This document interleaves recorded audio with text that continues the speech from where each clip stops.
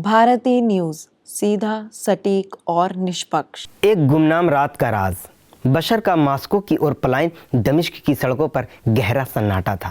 रात के अंधेरे में सिर्फ फिजा में मंडराते हेलीकॉप्टर की आवाज़ सुनाई दे रही थी। राष्ट्रपति महल के चारों ओर सुरक्षा का घेरा इतना मजबूत था कि परिंदा भी पर नहीं मार सकता था। लेकिन इस रात सीरिया के राष्ट्रपति बशर अल असद के लिए यह महल कोई सुरक्षा नहीं बल्कि एक ऐसा पिंजरा था जिससे निकलने की तैयारी की जा रही थी। देश भर में गुस्से और विद्रोह की आग ने दमिश्क को अशांत कर दिया था। अंतर्राष्ट्रीय स्तर पर बशर पर लगे युद्ध अपराधों और केमिकल हमलों के आरोपों ने उनके लिए मुश्किलें बढ़ा दी थी। अंतर्राष्ट्रीय स्तर पर बशर पर लगे युद्ध अपराधों और केमिकल हमलों के आरोपों ने उनकी मुश्किलें बढ़ा दी थी। फ्रांस की अदालत ने उनके खिलाफ गिरफ्तारी वारंट जारी किया था। पश्चिमी देशों का दबाव और रूस ईरान के समर्थन पर निर्भरता अब उनके लिए महज एक सवाल बन गई थी। रूस के राष्ट्रपति व्लादिमीर पुतिन ने बशर को बचाने के लिए एक गुप्त योजना तैयार की। योजना सरल थी लेकिन जोखिम भरी। एक विशेष विमान रात के अंधेरे में दमिश्क के सैन्य हवाई अड्डे पर लैंड करेगा और बशर को उनके परिवार समेत मास्को पहुंचाएगा। इस रात बशर के चेहरे पर चिंता साफ झलक रही थी। महल के गुप्त दरवाजे से निकलते वक्त उनके साथ केवल गिने चुने विश्वास पात्र थे। दमिश्क का आकाश उस समय शांत था लेकिन हर कोने में विद्रोहियों की निगाहें लगी हुई थी। रात के लगभग 2 बजे एक गुप्त सैन्य वाहन उन्हें हवाई अड्डे तक ले गया। गाड़ी में बैठकर बशर ने एक पल के लिए पीछे मुड़कर देखा। वह शहर जो कभी उनके पिता का किला हुआ करता था अब उनके लिए एक खतरनाक जाल बन गया था। हवाई अड्डे पर रूसी विशेष बल पहले से ही तैयार थे। एक सफ़ेद और नीले रंग का विशेष विमान खड़ा था जिसका रजिस्ट्रेशन हटाया गया था। विमान की खिड़कियों पर पर्दे गिरे हुए थे। बशर और उनका परिवार जल्दी से विमान में सवार हुए।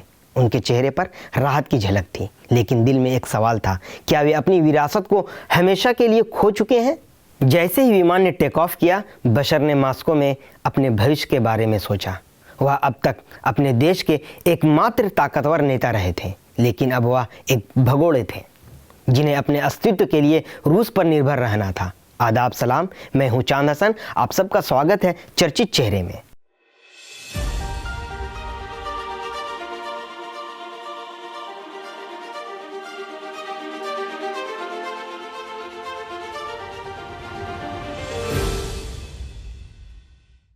आज हम बात कर रहे हैं एक ऐसी शख्सियत की जो पिछले 2 दशकों से सत्ता में है लेकिन अपने देश को शांति के बजाय युद्ध, संकट और विवादों की ओर ले गई।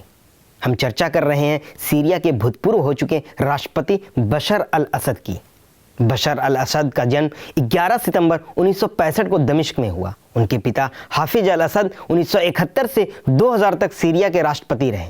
यह परिवार अलावाइट अल्पसंख्यक समुदाय से है जबकि सीरिया की आबादी में सुन्नी मुसलमान बहुसंख्यक हैं।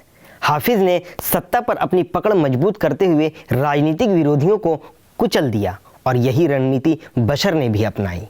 बशर अल असद की राजनीतिक महत्वाकांक्षा शुरुआत में नहीं थी। उन्होंने मेडिसिन की पढ़ाई की और लंदन में नेत्र रोग विशेषज्ञ बनने की तैयारी की। बड़े भाई बासिल की 1994 में दुर्घटना में मौत के बाद बशर को राजनीति में लाया गया। 2000 में पिता की मृत्यु के बाद वह राष्ट्रपति बने। 2011 में अरब स्प्रिंग आंदोलन के दौरान बशर के खिलाफ प्रदर्शन शुरू हुए। शांतिपूर्ण प्रदर्शनों को कुचलने के लिए उन्होंने बल का प्रयोग किया जिसके परिणाम स्वरूप गृह युद्ध की शुरुआत हुई।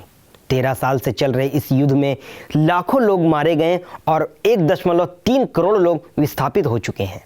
आज भी देश के कई हिस्सों पर अलग अलग गुटों का नियंत्रण है, जैसे उत्तर पूर्व में कुर्द समूह और उत्तर पश्चिम में इस्लामिक गुट। रूस और ईरान ने बशर का समर्थन किया जबकि अमेरिका और तुर्की ने विद्रोहियों की मदद की। 2013 में पूर्वी घोटा और डोमा में केमिकल हथियारों से हमले के आरोप बशर पर लगे। इन हमलों में हजारों लोग मारे गए। संयुक्त राष्ट्र और अमेरिका ने इसे युद्ध अपराध माना। हालांकि बशर ने इन आरोपों से इनकार किया। फ्रांस की एक अदालत ने उनके खिलाफ गिरफ्तारी वारंट जारी किया। बशर ने सत्ता में बने रहने के लिए कई चुनाव कराए लेकिन इनकी विश्वसनीयता पर सवाल उठते रहे। 2021 के राष्ट्रपति चुनाव में उन्हें 95% वोट मिले लेकिन ये चुनाव सिर्फ बशर नियंत्रित इलाकों में हुए जबकि सीरिया के 30% हिस्से में ऐसे चुनाव नहीं हो पाते। बशर अल असद का भविष्य चुनौतीपूर्ण है। सीरिया की अर्थव्यवस्था ध्वस्त है और पुनर्निर्माण के लिए अरबों डॉलर की ज़रूरत है। पश्चिमी देशों द्वारा लगाए गए प्रतिबंधों ने स्थिति और बिगाड़ दी है। बशर अल असद एक ऐसा नाम है जो सत्ता के लिए संघर्ष, अंतर्राष्ट्रीय राजनीति और मानवीय संकट का प्रतीक बन चुका है। उनकी कहानी बताती है कि किस तरह एक नेता अपने देश को नई ऊंचाइयों पर ले जाने के बजाय उसे विनाश की ओर ले जा सकता है। इस कहानी का अंत क्या होगा? क्या बशर मास्को में नई साजिशों का केंद्र बनाएगा, या फिर यह उनकी राजनीतिक यात्रा का अंत है? क्या दमिश्क की गली कूचों में उनकी कहानियों के चर्चे चलते रहेंगे, या फिर इस भागने की रात सीरिया के इतिहास में एक ऐसा अध्याय बन जाएगी जिसे भुलाना नामुमकिन होगा? इन सभी सवालों के साथ आप सभी से विदा लेता हूं। आज के चर्चित चेहरे में इतना ही। आप सभी अपना राय हमें ज़रूर भेजें।